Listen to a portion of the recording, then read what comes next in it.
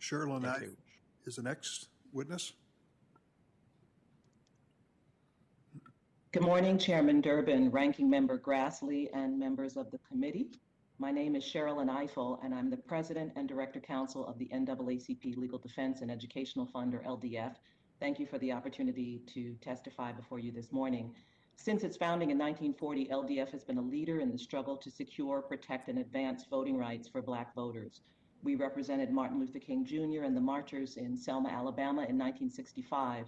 We've litigated seminal cases interpreting the scope of the Voting Rights Act over decades, and we continue to litigate on behalf of and work with communities in the South to strengthen and protect the ability of Black citizens to participate in the political process free from discrimination.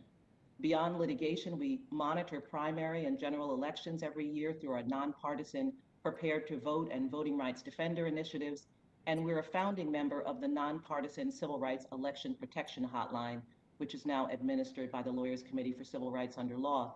Last year, we partnered with LeBron James and the More Than a Vote initiative to recruit young poll workers for the 2020 election to ensure that polling places could remain open in Black communities despite the COVID-19 pandemic, and over 40,000 new poll workers were recruited as a part of that effort. Our experience last year, outlined in detail in my submitted written testimony, makes clear that contrary to numerous news reports, the 2020 election did not go smoothly.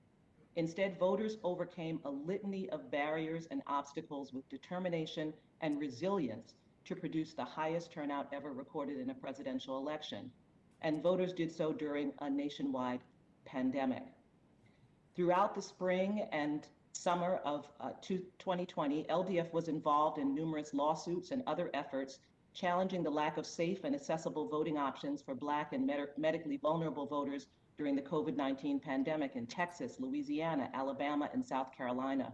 Our lawsuits resulted in changes in mail-in voting requirements, identification policies, and curbside voting access, significantly increasing voter protections and accessibility.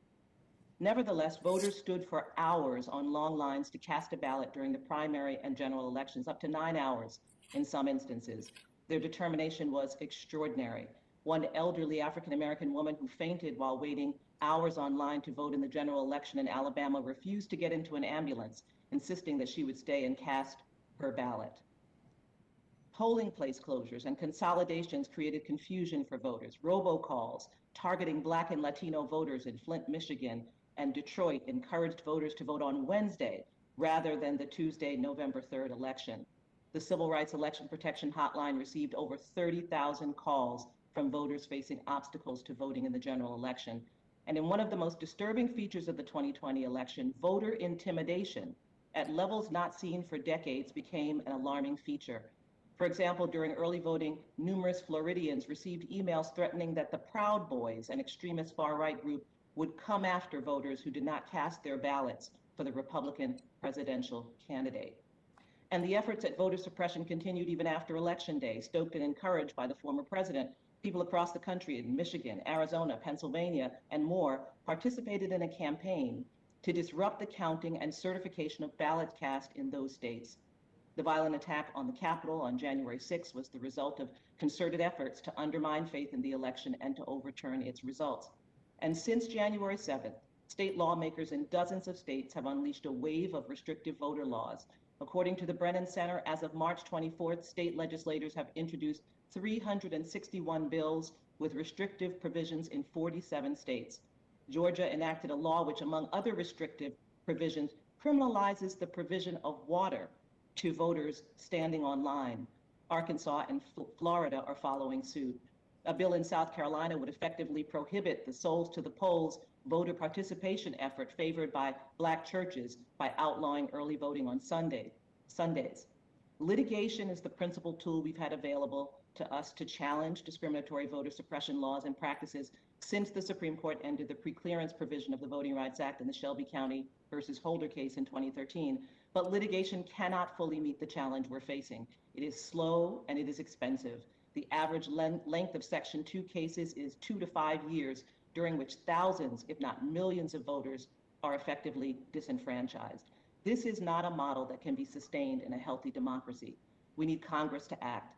The framers of the 14th and 15th Amendments gave Congress the explicit power to enforce the guarantee of equal protection and the protection against voting discrimination based on race. For 100 years, after the ratification of those amendments, until the passage of the Voting Rights Act in 1965, Congress abdicated its obligation to use this enforcement power as Black people were systematically disenfranchised by poll taxes, literacy tests, understanding clauses.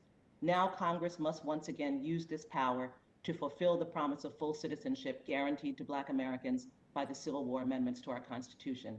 My full testimony has been submitted and it provides greater detail and source material that I hope will aid the committee in its deliberations. Thank you. Thank you very much, Ms. Ifill.